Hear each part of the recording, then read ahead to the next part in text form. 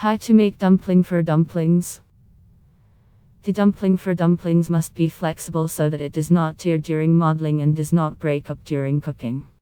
For this, special attention needs to be paid to kneading. It is best to introduce the flour in parts, stirring with a spoon after each addition. You may need a little less or more than the amount of flour specified in the recipe.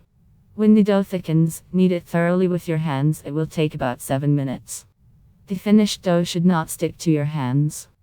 If this does not work out, add more flour and continue kneading. Leave the finished dough for half an hour at room temperature, covered with cling film or a towel. The dough on the water is great for dumplings with salt filling.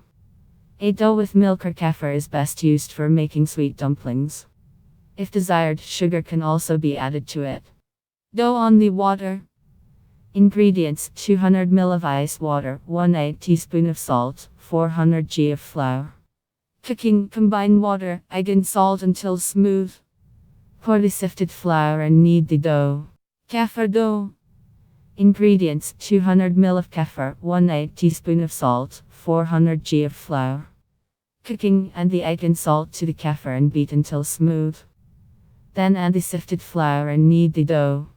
Milk dough. Ingredients: 2 eggs, teaspoon of salt, 200 ml of slightly warm milk, 1 tablespoon of vegetable oil, 400 g of flour. Cooking: beat eggs and salt. Pour in milk and butter and mix well. Pour in flour and knead the dough. Choux pastry without eggs.